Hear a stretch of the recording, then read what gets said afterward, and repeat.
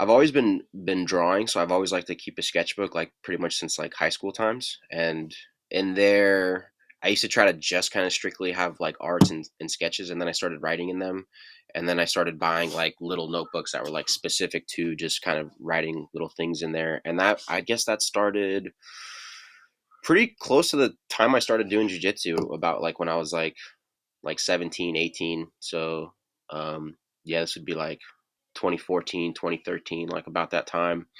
And yeah, and so I guess about that time was when I started writing journals. And it's pretty cool too, because back in those journals I actually have like little writings where I'm like, I'm going to win EBI. So it's pretty dope to like, have that come around. Did you go back and find that? Did you see that after you ended up winning it? uh well, I was like looking at that, yeah, afterwards. And I was also looking at those like notes before, and I was like writing stuff like, I'm going to win Nogi Worlds, I'm going to win finishers. And then I ended up like doing that. And then that kind of, I also had the same, like in those same like pages, like I'm going to win EBI, I'm going to win this, I'm going to win that. And yeah, I have it all. It's all there.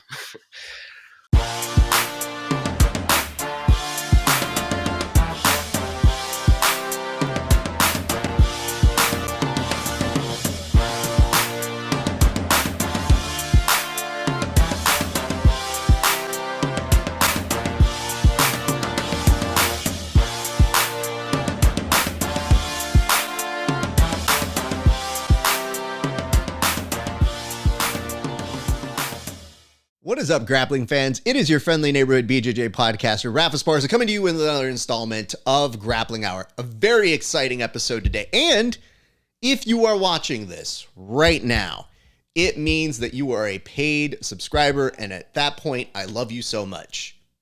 I really appreciate it. And what I want to tell you is this interview that we have here today, it is in reflection of a championship win. And the gentleman on the other side of this conversation window, this Skype or Zoom or whatever you want to call it link, he has been a grinder. We have interviewed him when he has won before, but I have a feeling this one felt pretty badass to win because we haven't seen an EBI in a little bit. And when we haven't seen it, it makes you want it that much more. And as a result of it, you almost wonder, is it going to come back? Will I have a shot at winning it? And this guy did. And not only did he do it, but he did it in epic fashion all the way from the trials at HQ to making it to the championship of EBI again. Ladies and gentlemen, please welcome, the champ is here. Our good friend, ours and yours, one, Alan Sanchez. Alan, how are you doing, sir? I'm doing good. Thanks for having me on. Oh, it's wonderful to see you. Am I supposed to refer to you as Mr. Champ? Is it Mr. EBI now? Is it changed any of your success? Has it gone to the head? Champ is fine. Okay. Yes. Mr. Champ, if you would. What did it feel like to win this tournament, especially with the fact that it had been gone for so long? Well, obviously it felt awesome. It felt really good. Yeah, I was gone for like a long time. It's one of my buddies actually was like, it's kind of like EBI took a break and was like, yo man, just go get good, get your skills up, and then we'll come back when you're ready to win it. But yeah, it felt good because like it was one of those things where when I first started training was like when EBI first came out, so I kind of right away like that was like a goal, and when I set the goal, it was like kind of delusional and like kind of like far out there, but yeah, to like actually make it a reality felt amazing. Did you ever think that you would not get a chance to win EBI because they got so much into the combat jiu-jitsu? There were a lot of my friends who were saying, do you think it's going to come back? And I always tell people, these things come in waves. You kind of grow fonder of the things that you don't see all the times. But we were getting into the 3-4 year region of not seeing an EBI classic tournament. And what people don't realize is sometimes a whole new era of grappler exists. So like, we got used to Gordon and Gary running it. And then we started to see other people starting to take that torch. And then they said, no more. Were you nervous that as you were peaking as an athlete, it might not be there? I mean, not really, because I guess like with EBI a little bit, just because yeah, I think the last one was like 2017 and 2018, which is like 4 or 5 years um, of a break of like not knowing whether it's coming back. But I kind of it seemed almost like CJJ World was kind of like the new EBI, and Mm. so I even though I didn't have as much interest in combat jiu-jitsu as I did of with like just pure grappling. Uh, I'll kind of immediately like try to just set my sights on that. Like, well, I guess this is the new EBI, even though it's a different name. But I definitely prefer to not get smacked. So when I heard EBI was coming back, I was stoked. And when I heard it was 170, I was beyond stoked.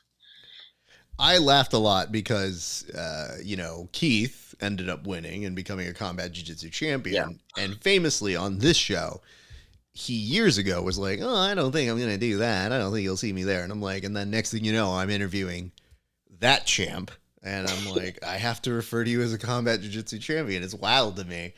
And, yeah, I'm sure you were thinking that same trajectory, which is these are too good of opportunities.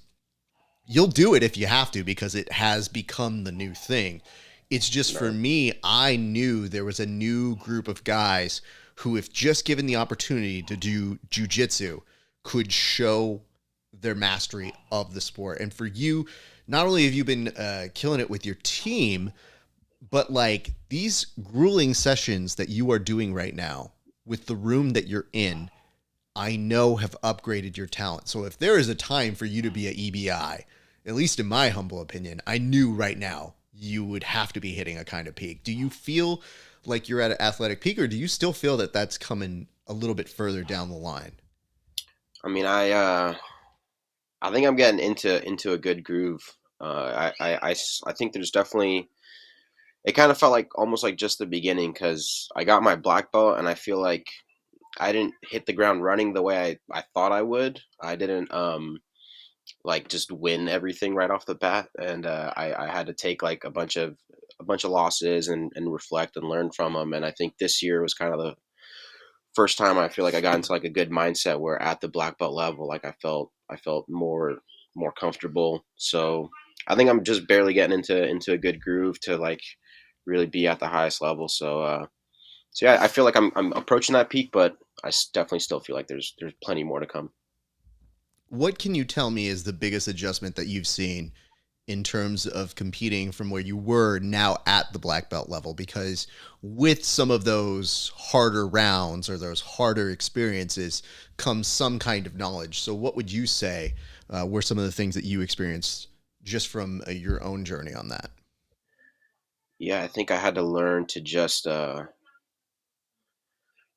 kind of I guess just be more in the moment because that's kind of all competing really is. It's like a certain date and you can be like real nervous in anticipation and thinking about it a lot. But say if it's like a week from now, it's like you can't overthink it because I still got to deal with today, tomorrow, and all that. And so I guess that's kind of been the biggest adjustment because I feel like I've always been good in the training room, and it was just being able to kind of translate that in the match. And I think a big thing too, reflecting on like my losses, was making sure I'm implementing my own game, and taking the match where I want to take it, and not be overwhelmed with all the possibilities, but just kind of think about like what are the areas I like to be in, where's the guard I want to play, where's the top game I want to approach, and making sure I'm taking the match in that direction.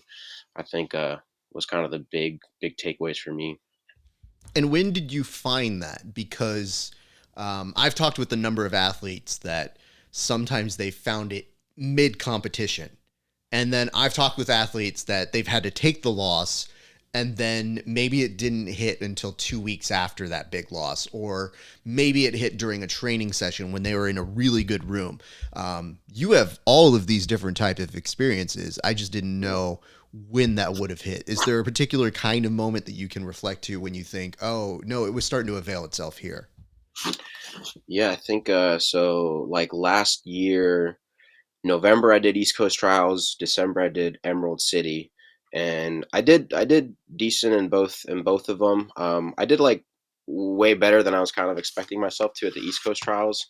And then I did good at the Emerald City. I lost in the semis, um, but uh, but after that, I remember just like feeling like frustrated with the losses because even though like I had good performances, like I wanted to win the tournament, I didn't just want to do good, and so I journal a lot and I keep a lot of notebooks, and I started looking back on like my the notes I was actually taking back in like 2019, which is in that year I took a lot of losses in the first half, and then the last half I ended up like winning finishers, and I won Nogi Worlds, and I was just looking at the notes that I had there, and a lot of it was just basically me just kind of writing stuff down, like, I might be losing right now, but I know it's all going to turn around, and just keep trusting the process, and kind of looking at the notes of the mindset I was like kind of having then, because I was almost in a similar boat where I was taking losses, but wanted to keep my head on straight for the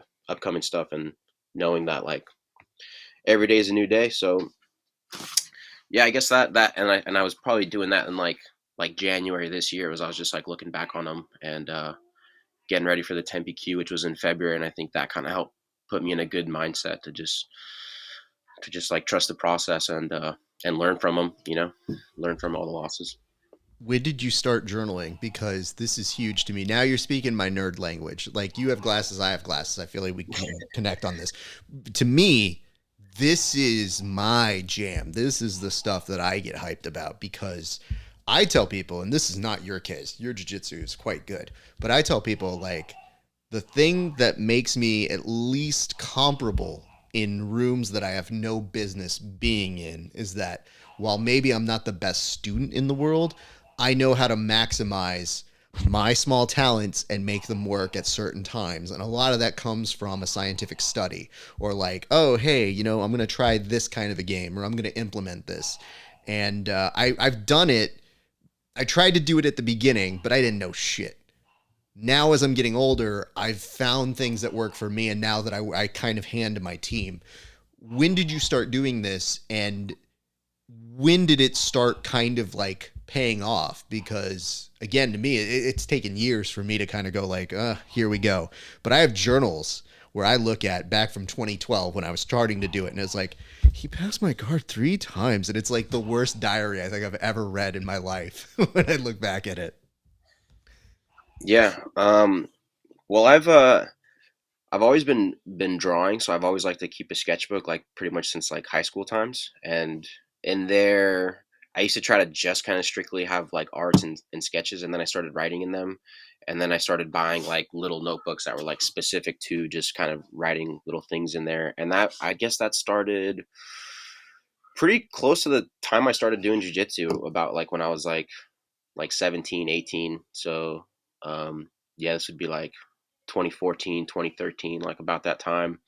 And yeah, and so I guess about that time was when I started writing journals, and it's pretty cool too, because back in those journals I actually have like little writings where I'm like, I'm going to win EBI. So it's pretty dope to like, have that come around. Did you go back and find that? Did you see that after you ended up winning it? uh well, I was like looking at that, yeah, afterwards, and I was also looking at those like notes before, and I was like writing stuff like, I'm going to win Nogi Worlds, I'm going to win finishers, and then I ended up like doing that, and then I also had the same like in those same like pages, like, I'm going to win EBI, I'm going to win this, I'm going to win that, and yeah, I have it all. It's all there. Yeah, Yo, I've been doing it wrong. I'm just start putting that on my journals now. So my ambitions are very different. You obviously want to win the big shows. They're just people I want to submit. So I'm gonna be like, I'm gonna fuck this guy up next week, yeah, putting it out into the ether. Dude, this is remarkable. This is amazing to hear on my perspective, because so many people have big ambitions and goals, and there's something to be said about visualization, but it doesn't start unless you start with a spark. So for you, these are impossible goals in so many ways statistically to hit, because only one guy wins. But yeah. it really does begin with you saying out loud, I will do this, it's gonna happen, and having a sketchbook to do it. One last question on the sketchbook. Were you also sketching part of the jiu-jitsu with the descriptions or anything like that? Because I'm not artistically gifted, and I think sometimes my brain is dumb, but I'm Yeah. good at footage and kind of putting like sometimes like a little clip. Like sometimes if I need a jog, I get a screenshot of something I did that was stupid or good, and I say, "Oh, replicate that." So that my brain gets those mental drills. Were you able to draw that? And if so, I'm very jealous. Yeah, I've drawn like people doing jujitsu. Um, yeah, I don't do it too much. I definitely write notes about like technique and that sort of thing. I'd say I write it out more than I draw it. But yeah, I've drawn a bunch of jujitsu in my day for sure. I actually did a like my degrees in illustration. I did like my whole thesis on jujitsu people and like their faces and them doing jujitsu. No way. Wait, so Yeah. how did you talk the school into letting you do that? When I was in grad school, I definitely talked them into saying, like, do you guys know anything about the UFC? And they said no. And I go, do I have a business model you'll enjoy? So I ended up talking about the PR practices of the UFC. But you, I think this takes that a step further. You're like, hey, there's a sport that I do and people are kind of weird faced. I'll just show it to you. Yeah. No, I mean it was just it was what's it called? The thesis is like you have to do it's either 10 or 12 like pieces of art and I think we had like one due every week. So it was like you had to have like a major thing done every week and people did like different things. People did comic books, people did movie posters, people did, album covers, different stuff and I kind of like mid college like was ready to like drop out and just do jujitsu full time, but I had a thought where I was like, if I'm committed to my goals of in jujitsu, like I got to be committed to my goals and just like get my degree and just see it all the way through. Um, and I basically I could never shut up about jujitsu when I was in there, and so yeah, I was able to kind of sneak in some jujitsu assignments, and I have like quite a few assignments that I kind of snuck into jujitsu, and the critiques were always awkward because people were always like, I don't know what's going on, and then they would like this foot here, this that doesn't make sense, but like I kind of knew that it did make sense. They just didn't really know what they were looking at. But yeah, I always try to sneak jujitsu into my assignments whenever I could. Hey, more power to you. There's a large part of me though that appreciates the fact that you almost turn into like this jujitsu hipster, being like, "You wouldn't understand, man." As you're drawing it, be like, "Nah, man. If you get a go-go plata, that is where your foot is. It's just how it works." Okay. Yeah, yeah, yeah. I remember like I did one, and I remember it was of Dean Lister, and Dean Lister actually like reposted it on his Instagram, and it was him like heel hooking Rodolfo, and his like leg just looked super mangled, and everyone was like, "Ooh, the knee looks gnarly."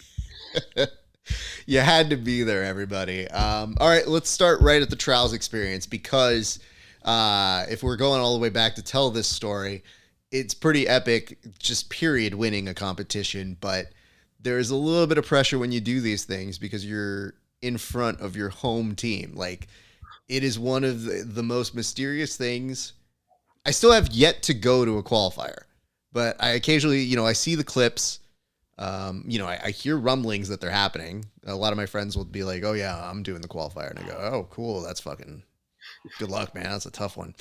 But Yeah. I know for you, you've had experiences in that room trying to qualify, make your way into the tournament like this. Describe the feeling going into that experience because it's different than doing it just for EBI, from Yeah. what I have heard. Yeah. It's I mean it's kind of gangster a little bit just cuz it's like, all right, we only have two people to be in this weight class. Someone gets an auto spot. So if you want that second spot, whoever can weigh this weight and shows up on this day, like it's like I almost thought of it like we're going to have like an open mat and we're just going to see who's going to be the guy. Um and yeah, it was I remember like the other qualifiers, like going into it because it's at HQ, because it's like an in-house thing. Like I always take like every tournament seriously, but I always like kind of went into it thinking like kind of having that like open mat, like lax kind of vibe going into it. And I remember this one just thinking like, man, I got to take this one like so seriously because if you don't win this, you don't get to go to EBI. So I was like, this is like just as important as getting there, but at the same time, understanding that the goal is EBI itself. But if you don't win it, if I didn't win the qualifier, like I wouldn't have been in EBI. So I remember I just took it very seriously, and like right after Emerald City, and which was like early December, I was just like, I'm just gonna focus on this rule set. And 10th Planet, they're all very, very good at the EBI overtime. So I did so much overtime getting ready for the qualifier, and worked out because I actually ended up getting all submissions. They didn't even have to go into overtime. But yeah, the training was grueling, and it worked out. It worked out pretty damn good. It did. It did. Do you mind doing a little bit of what you recollect from those trials experiences? Because so the one thing I don't love about how they do the video is sometimes somebody wins and then I don't get that information or they don't air it. Yeah, And I actually prefer to interview that person because I still think that's for a topical show like we do, I think yeah, it's a pretty notable win to discuss with that people. And I'm always happy to give people that shine. But as of recent years, they try to give you like a really dope highlight package after you win so that way they can make the announcement on the main broadcast. And I'm always like, I think most people already know who's winning. Like they already heard about it. It gets around pretty quickly. And so, I only got to see it in parts in the highlights. So how many matches did you have at that trials experience? so it was I just had 3 matches. It was 8 people, which I was expecting it to be like a 16-man bracket, Mm-hmm. um, or more people, but I figured I would at least get a bye. So I was kind of anticipating 4 matches, but yeah, it was just 8, and 8 people. So 3 matches. The first match, I went against Victor Medina from Boogeyman School, and yeah, I know he's good. He's got like good anacondas, and I went against him. I ended up getting a guillotine, and the second match was against Mike John, who's like my good buddy, and yeah, I was able to get him in a heel hook. And the third match, the final, I knew when I saw the bracket, I kind of like obviously you never know what's going to happen, so you give everybody respect, don't underestimate anybody, but I kind of felt like probably the tougher people in that bracket was going to be Chase, Hannah, and Derek. um I was surprised. I actually, like, training wise, I was thinking that like PJ and like Andy were like going to be in there too, so I thought it was just going to be but I was surprised they weren't in there. But anywho, when I saw the bracket, I saw Chase and Derek on the other side, and so I knew one of them would make it to the final, and then ended up being Chase. And I know Chase has good leg locks, and that match I was able to get the momentum swinging my way like right off the bat, and was able to get a rear naked choke and qualify for EBI. That's pretty dope. And again, Yeah. that's why when even you say something like, my friend Mike John, oh man, I have respect for Chase Hanna. It is always this weird thing of, you guys are killing each other for the opportunity to go, but you all have the same mentality, which is it means a lot to me. So I really want to go. We're all Unfortunately, buddies. there's like one spot, Yeah.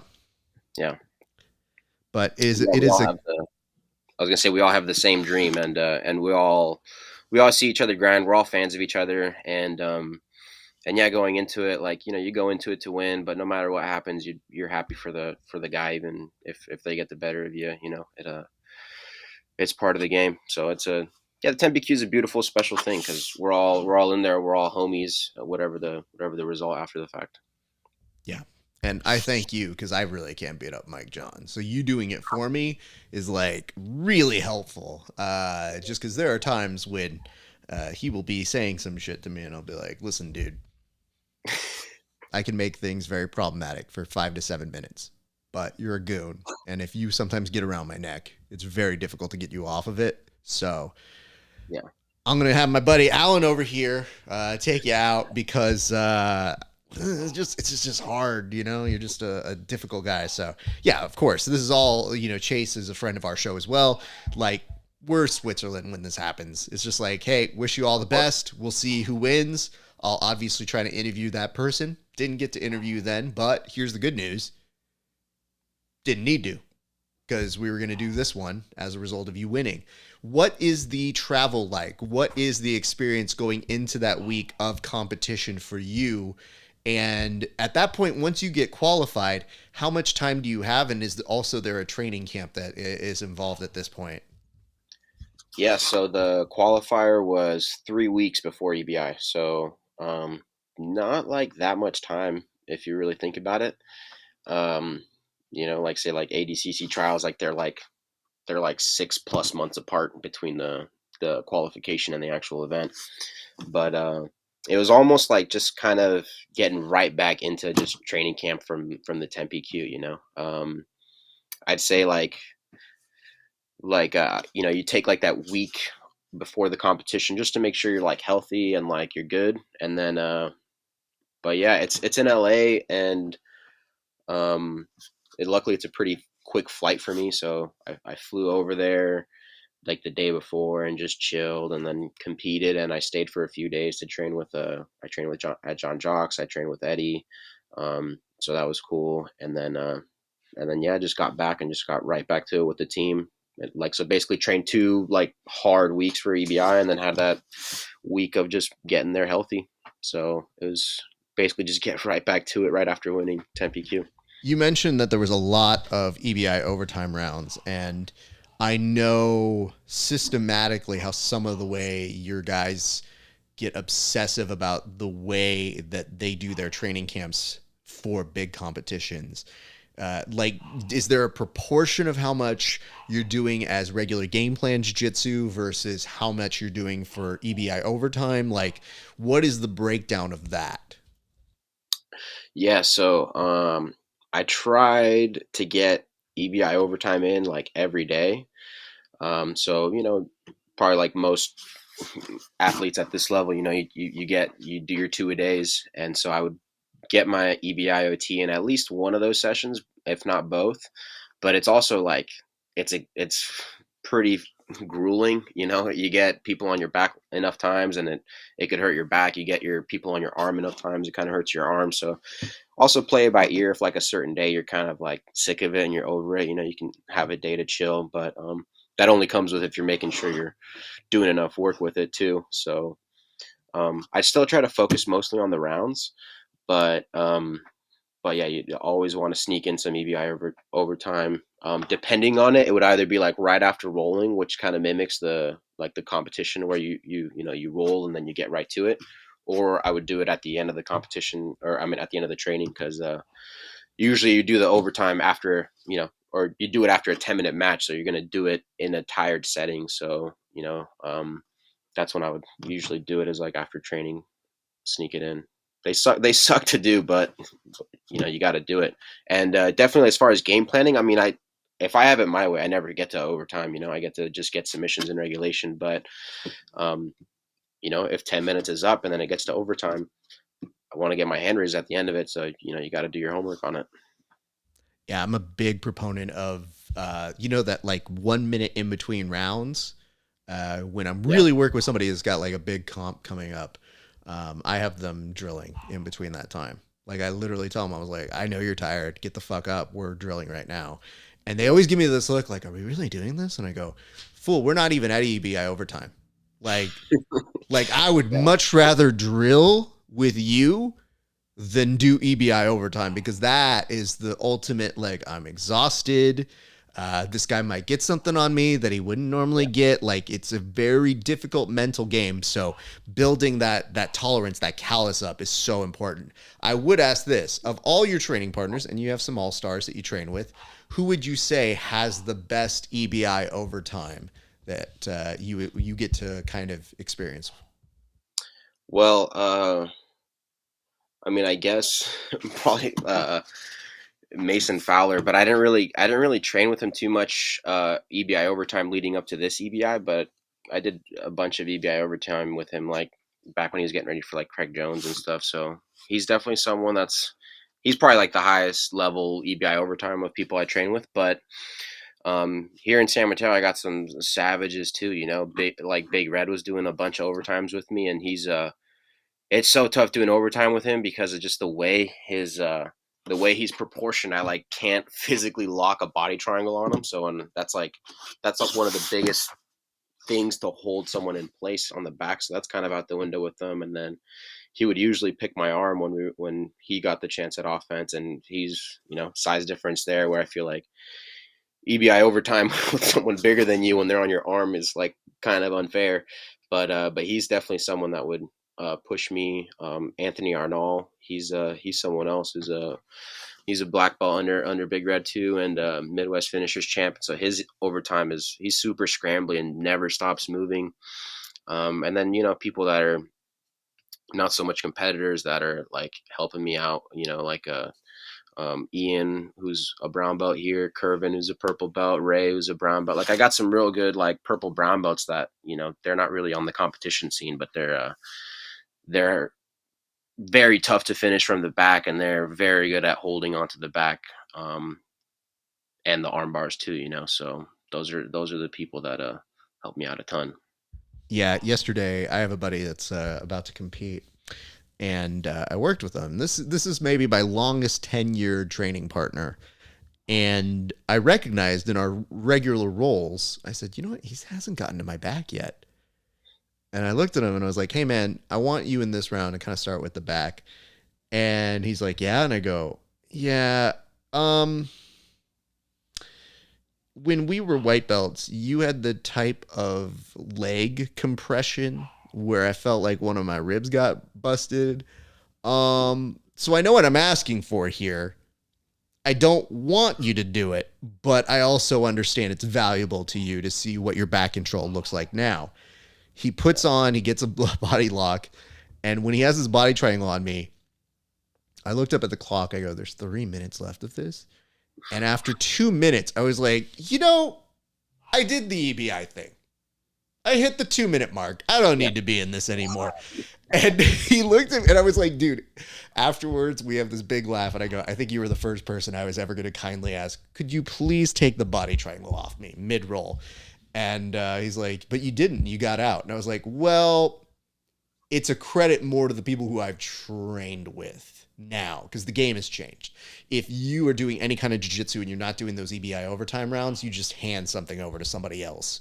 So for me, it's learning how to create a survival mechanism into, hey, if you understand this, there's a system. So that's one of the things I appreciate about those training partners that help you get ready for that. So credit to all of those people, because they may not think it helps, but it is a huge difference maker when I see the comfortability of you in a bad spot and then working your way through it. And also credit to Mason. Yeah, because Mason, I think, has taken a very good leap. That year when he was peaking for, Submission Underground and all that sort of stuff, you could see it and you're like, dude, this guy he kind of gets that EBI overtime. So I assumed you had a series of monsters, but let's talk about it. All right, now you travel, you make your way to the big competition. What is the scene like? Because to me, I'm used to you guys coming to the Orpheum. You come to visit us in SoCal. Now they've been out in Mexico for a whole bunch. What does the view of it look like to you as you're starting to get settled? Yeah, yeah. It was in Cancun, and the event itself took place in a resort, and the athletes stayed in a hotel that was more like in the center of Cancun. So it was like a shuttle ride over. Yeah, the event was sick. We got there and it's like at this event called like Planet Hollywood. So there was like a bunch of like people dressed up in like Marvel character outfits and like different like movie character people. And so that was kind of the vibe. And yeah, and it was interesting. You just kind of get through the day, and then the event itself, it had all the like awesome production. The venue was like the venue was tight, but yeah, it was like definitely like an intimate venue because there was like maybe like 4 or 5 rows of people.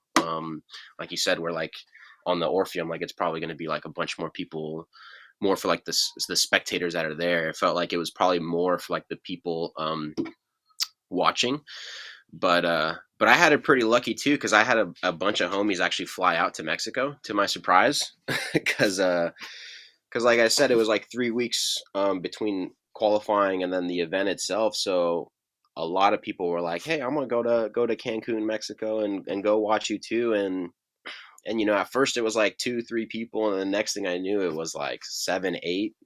Which was to me was just crazy that they would go. But it meant a lot to me too because it meant like they probably see me in the training room and they went there because they probably felt like I was gonna take the whole thing and they wanted to be a part of it. So that was like a confidence boost for me too. The fact that they would be willing to go. And I definitely felt like when I was competing, like they were loud and they were getting rowdy and even when the other matches were happening, when the dope stuff was going down, like like the people that went there to see me, they were the ones like yelling all the keeping it lively. So yeah, it was awesome getting to go there, and it was sick getting to like even though it was just like a handful of people, like it made it feel like I had a hometown advantage. It was pretty tight. I'll be honest with you, man. At different levels that we do things at. The other day, I'm rolling with one of my buddies. One of my students just is over on the side watching us. New kid. At the end of the round, I just heard this. Wow, because he saw me and this other guy going at it, and it was a good round. It was a good back and forth, and that little bit of applause turned me into an applause whore because I'm like, oh, I'm a performer. Oh, I'm Tinkerbelling back up. I'm back. And he's like, what? I was like, dude, I was dead from that like really intense roll. But you started applauding and I'm ready to go again. And he's just like, yeah. I was like, yeah, attention horse. It's what happens, man. Yeah. But for you, the love, the extra little X factor that does make a difference when it's such, man, you're amongst different killers. Everybody's got something good about their game. That's why they're there. That actually has to add to it. And also credit to them, man, because going to Cancun has to be, fun to do, and being able to support your homie like that's a good close knit team. So props to them. And I'm sure as we get closer to talking about the actual feel of the championship, that'll have some repercussions as well. But let's talk about your very first match because I have my memory jog here. And if memory serves me correctly, your day already got off to a very, very good start over at EBI 19. Talk to me about your very first match. Yeah, so the first match was against Danny Stolfi, who's he's a Mendez Brothers black belt. So you gotta know your jujitsu to get your black belt from those guys for sure. Um, and I've actually like I've watched him compete like a good amount before. I think like before when I did like Gracie Worlds one time when I was like purple belt or something, he was in the black belt division, and yeah, so Danny Stolfi, I know he's got like a super flexible good guard, and it went well for me. I went out there and I figured he would pull, so I figured I would let him pull, and I kind of thought about how I'm gonna approach the top a little bit, and and I remember him like trying to get in on my legs, and I was trying to stop it from happening, and then I had a thought like mid match where I was like, let me just let him put me into leg entanglement. I think I could get the better of him in the exchange, and so he pulled me right into a 50-50, and then I got into like the 50-50 stuff I like to do right away, and I crossed his leg over. I ended up in like a Tony Montana situation, which is basically when you have the legs across. It's say hello to my little friend. It's like you got both guns in the hand. But and then expose the heel and he tapped. So it was like maybe 2 or 3 minutes in, and that was pretty cool. Right after the match too, like I was like walking off, and then Eddie like grabbed me real quick and was like thank you, like we needed that, because a couple matches before, Nate Orchard ended up losing by submission to Pablo, which was like I think a surprise to a bunch of people, and I know Pablo's a savage, so I had heard his name before, so that was kind of a shock. But so it was good to kind of get the get the ball rolling, good for Tempe, and to get a good momentum, get good momentum to having a first match be a submission is good. And not just that, you are very kind in your mentioning of, it's not just any black belt. It's a black belt that has some kind of class and prestige to what it is that they do. So you don't want to overlook it. You don't want to underlook it or devalue what you bring to the table. It's just you do feel good having that kind of a win. And then the additional beneficiary of it is going, okay, now I rep for my team. So now Yeah. it's what I do. My folks are behind me. Let's go. We go to our second match. This one is going to be a recurring foe of yours and friend of ours, Yeah. Senor John Combs. And John, you have had some good matches with him in the past, but like, you don't sleep on him, man. Like, he's still a very dangerous competitor, an ADCC trials winner in his own right. Dude can go. So Yeah. you know that that's something that you got to keep in mind. But talk to me about that match, sir. Yeah, for sure. Like when the bracket came out a few days before, I saw that we were in the same corner. So kind of assumed, um, I felt like I would win my first match, and I thought he would too. So I was like, damn, I got to go against John Combs again. And I was able to get a win over him at the East Coast Trials. I got him with the guillotine. And that one was like a minute. Like the match was like a minute or two. Like it was very short. So I knew that it just because I won that match did not mean I was gonna just like do the same thing right away. I know John's a beast, and I knew that since I got him with the guillotine, I knew he wanted to probably fuck me up. So but whatever, it's like it's a match, and you go in there, my jiu-jitsu versus your jiu-jitsu, and he's strong, dude. He grabs my head, and like it's like hard to keep my head up, and I'm like, damn, I it's tough. But I kind of knew that already going into it because of the previous match, so I had an idea about like just kind of understanding that he would do that sort of thing, and he did good. He like ended up he passed my guard a couple times, and I was in a tough spot, and I remember being mounted and him like trying to drive my arm up for a head and arm, and my coach Big Red, he's like, I think he's got like one of the best head and arm chokes in the world. So I've been head and arm choke thousands, tens of thousands of times, and I like in the moment I was like thinking like this is what all those rounds with Red were for. I ended up sneaking my elbow back. I don't. He might have like unmounted, and then he was like knee on belly, and I like almost got his leg, and it reset us. But I ended up putting him in the closed guard, and when I put him in the closed guard, um, I heard Eddie behind me yell, "Dead Orch!" Um, and the way that John was reacting in my closed guard, he had like both his hands inside. And so I kind of knew right away that if I was quick enough that I could get his elbows close together and like lock a dead orchard like very quickly.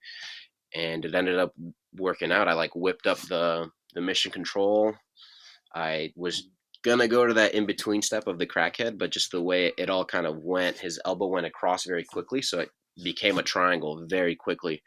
And when the dead orchard is like locked in, it's real tough to get out. So I ended up going for the arm bar, and that one was it definitely injured his arm for sure. I like felt his elbow like shift, and I let go right away. He was nice guy.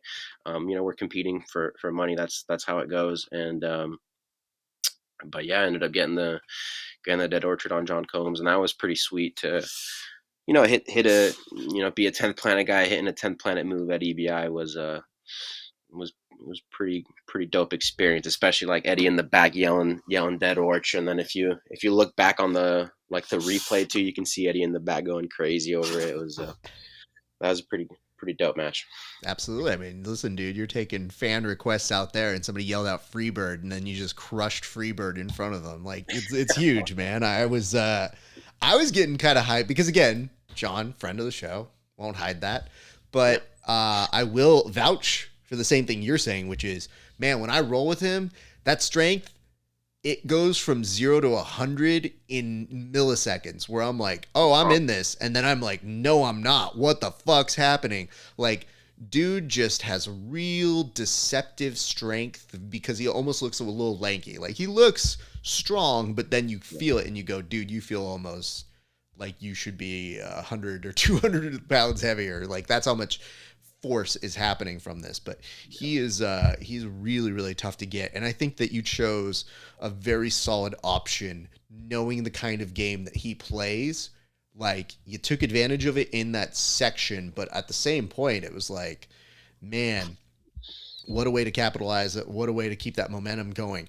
I always ask this, but are you watching anything else that's happening at this point, or do you go into like your secluded room, just keep your head down? Like what's happening now? Because you are getting toward that semifinal, so I don't know if you're watching or if you're not watching.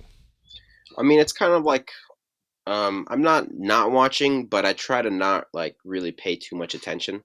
I just feel like in the on competition day, like it's easy to like watch a match, and I'm a fan of jiu-jitsu, so like if I watch it too much, like I'm gonna be like up and down, like feeling like oh damn that was crazy, and I feel like I need to save that energy for the match itself. So like when there's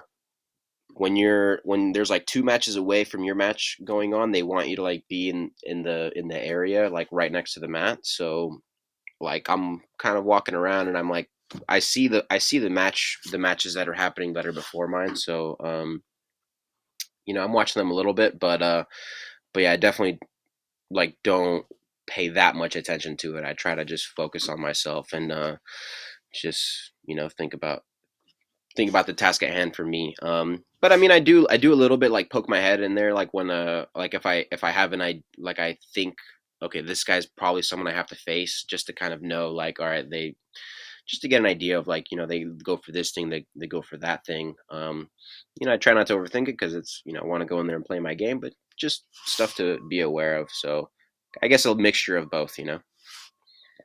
Understood. I'm always like, I don't know that there's a wrong answer because, again, by the time I end up interviewing people, it's like, well, you won. So obviously what you did worked. But I love, again, the process behind what people do and why they're doing it. So if that helps you to stay in your zone, cool, run with it, do that. There's always time to re-look at all of this footage and kind of learn new things. But for me, I just know, given my personality and my type, I don't know how I could do it without watching. And I think that there is a careful mechanism of making sure that doesn't get too much in your head. So it's always a delicate balance. I absolutely understand that. We go into the semifinal now. This is your match, I believe, with Pablo, which you had already kind of had an eye on. You kind of already saw that he had beaten Nate.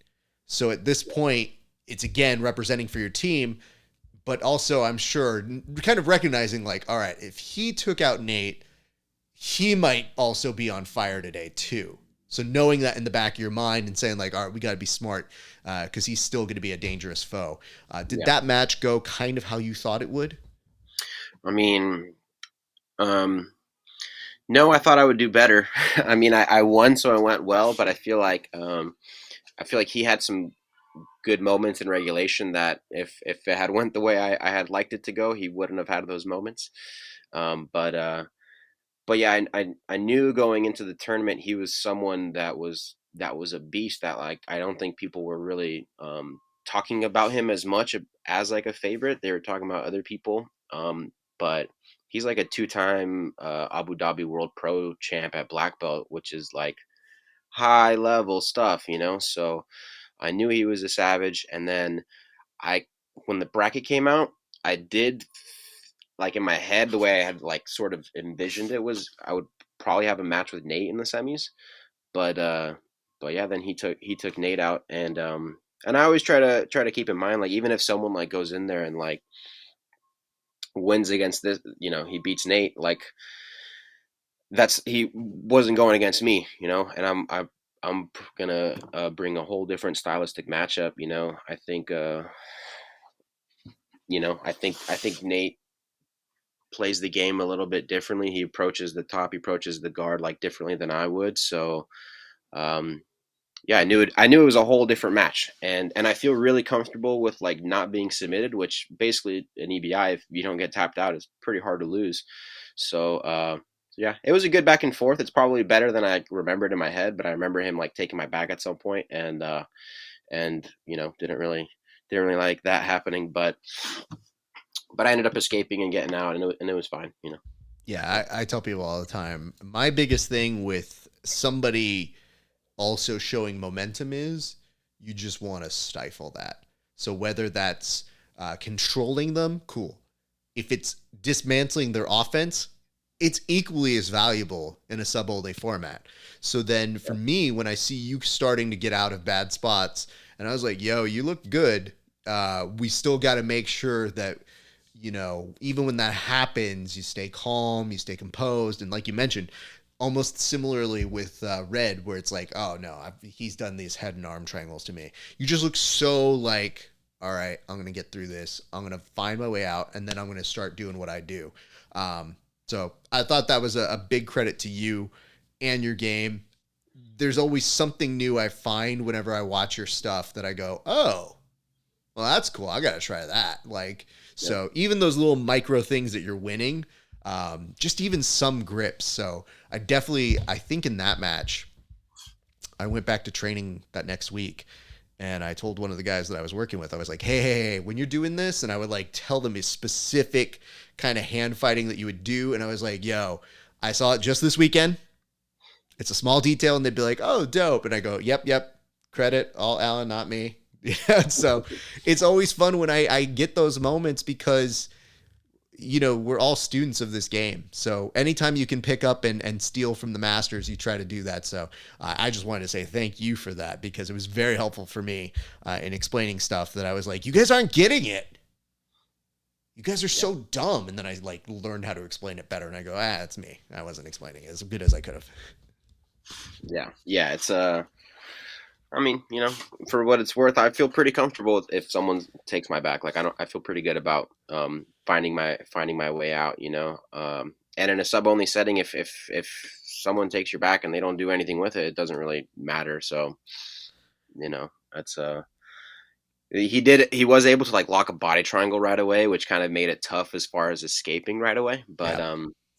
yeah, I felt pretty good about not being able to get finished and just making sure that I would still turn the tides in my favor. Yeah. Yeah. I tell people, I'm like, don't let me back into the fight.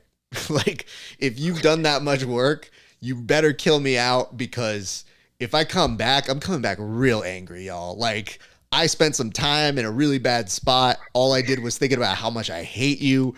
So as soon as I get out, it is like, man, people tell me they're like, it's night and day. And I was like, yeah, because I had 3 minutes to think about some shit that I didn't like about you. I was like, you know what? I didn't like that last text message they sent me. I'm gonna fuck him up when I get out of here. So similar but different. Yeah. Let's talk about this final, man, because again, this is getting down. Now that I know these things, I know that you've written it down, you've visualized it, you've seen it. You're now at the dance. You've went through the trials. You've gone through all of these different opponents, many of whom presented very difficult challenges, and now you're at the finals. What is going through your head as you're about to enter them? Um, I was just like, I guess, just like running through my mantras in my head and just trying to be positive and going in to win.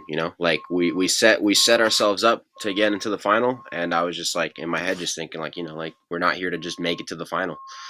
And yeah, I had the match with Taza, and Taza's a beast, and he actually had just beaten me like a couple months before at Emerald City, and but I knew it was a whole different match.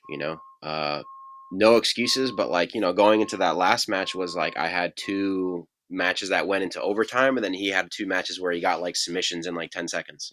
So he beat me fair and square. I lost, and I learned a lot from that loss, and but I knew going into this one it was definitely much different. We both had semifinals that went into overtime. We both had like a couple submissions getting into that, so we were pretty much in the same boat.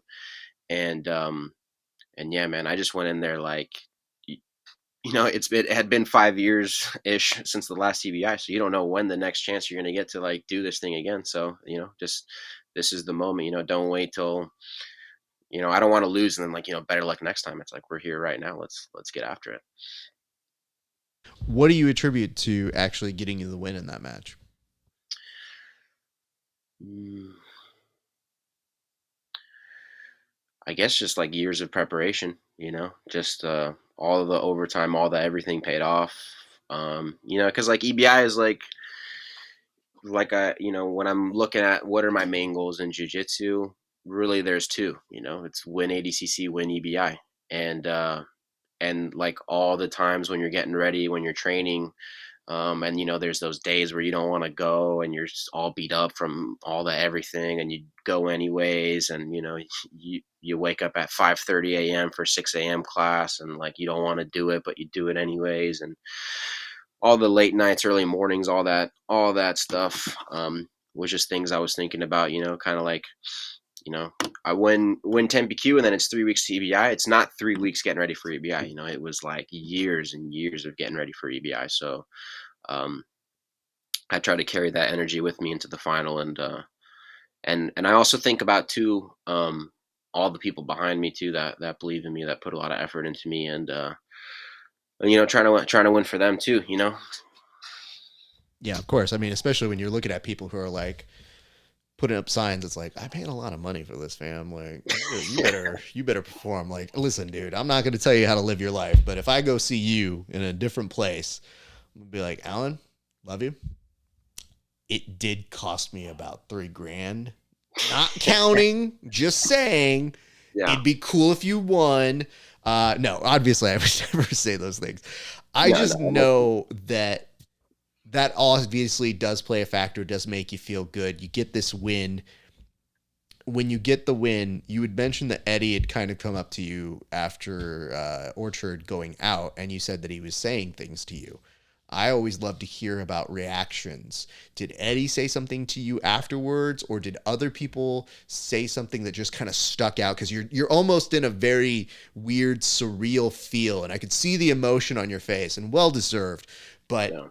I always love those moments. If you can hold on to those memories and kind of like catalog them, they are the things that help you get to the next goal. So what kind of stuck out to you in terms of reactions after you won from others? Um, I mean, I remember Eddie was going crazy. Eddie was going crazy for sure. He said a bunch of nice things. I remember him just like saying, "Alan motherfucking Sanchez," and he said that just like 20 plus times. I remember that being pretty tight. And I remember immediately afterwards, too, like, when you take the pic with like Eddie and like Vic Davila was like, he was like telling me how basically how cool it was that I won, and like the fact that I'm like, Latin American, and I was Mexican, like went to Mexico, like I should be like really proud of that and stuff. And yeah, that stuck out to me. That was really cool. So yeah, that, and then Eddie going crazy. Eddie said a lot of nice things, but that was definitely the thing that stuck out to me, was just him like, Alan motherfucking Sanchez, just saying that like 20 times. I mean, Eddie, when he gets his favorite sayings, they become bits. They become, almost rap songs. Like, even as he's saying it, I didn't hear it. I'm hearing it secondhand by you, but I'm like, he's almost creating a new song off of it. He's like, wait, hold on, Yeah, I'm gonna write this down. Oh, motherfucking it's like a tempo. Sanchez. That's got a good amount of syllables in that. I might have to take that home and workshop that with Smoke Serpent.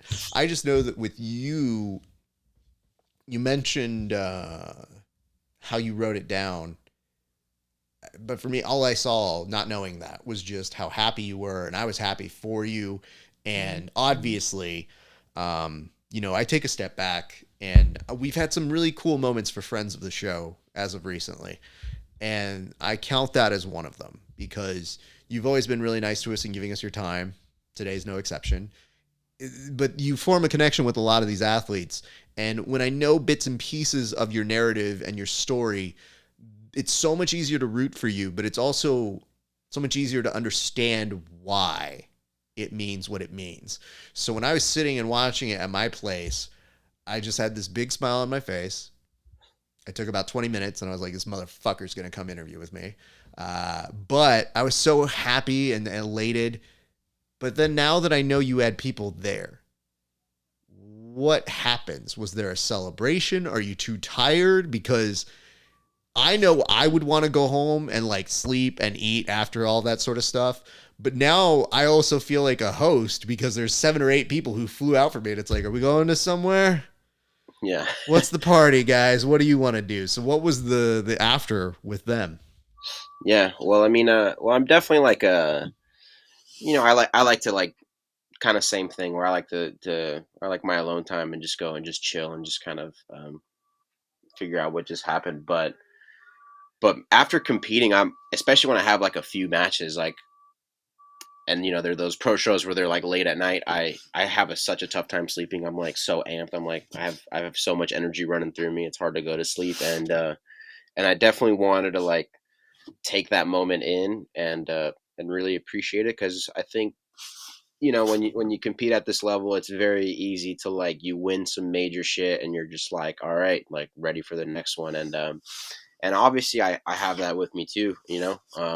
Like trials was like 3 weeks after EBI, so it was kind of right back to it right after that too. But yeah, we celebrated. It was like pretty late, so almost everything was closed. But yeah, we ended up getting into this one like restaurant slash bar that was right next to the hotel, and the kitchen like just closed, but they had turkey tacos left. And we were like, let's get 30, 40 of those tacos, and they were pretty bomb. They tasted like they were carnitas. You wouldn't even believe they were turkey. And yeah, we drank some beers and had some tequila shots. We're in Mexico, so yeah, I'm not much of a drinker, but I definitely enjoyed myself that night. Hey, listen, I'm glad to hear that, dude. I famously did not drink until me and my team won a national championship, and then suddenly people are handing me things, and I go, "Oh, today I get to celebrate because when does this Yeah, happen?" And so I allowed myself to do that, and now I drink. So womp womp. What I would say to you is this: it's really great that happened. I want to also make sure that I just acknowledge, hey man, I saw you at ADCC trials. I thought your run was great. I thought that you were doing some incredible things. I know it's not the official goal that you were looking for, but for me, I always have to tell people, I'm like, listen, guys, sometimes when you don't think people are watching, they are. And like, I am one of those people who always looks and goes, yo, Alan's looking good today. Like I was seeing those matches with Issa, and like I was just paying attention to the small things that you were doing, and sometimes things become inevitabilities or things that are gonna happen. So I can't sit here and promise you what happens in the future, but I know that you are doing everything you can to take that next step so that the next part of what your journal said, you're putting in that work, and I hope it's acknowledged and very very much appreciated. So yeah, we're out here. We're very very happy with the work that you're putting in, my man. I appreciate that, man. Yeah, the trials was a good experience. Obviously I went in there with the like mindset to win, so like losing in the quarterfinals was a bummer, and obviously it was like I had that heartbroken feeling for like a few days, but now I've reflected on it. I've like watched the matches back a few times, and I can definitely like, I see I did well, and yeah, just more drops in the bucket, more experience to be gained, and you know, I know it was good. Last trials, for like the last ADCC, I went 0-2 between the two of them. So thinking about that, I'm trajectory is going in the right way. Absolutely. And again, man, it's like it's hard to tell people to take those minor victories because everybody's always like, "Oh man, I only show up to win." And I'm like, "Yeah, but you don't learn how to win unless you put in that time." And this is all the stuff that gives you those XP points that make you go to the podium so that when it does happen, you know, you get your Keith Kikoran, you get your William Tackett, where you get those heartbreaking, like, oh, it's goddamn, it's so close, it's right there. And then you see everybody who shows up to these things, they put in hard work.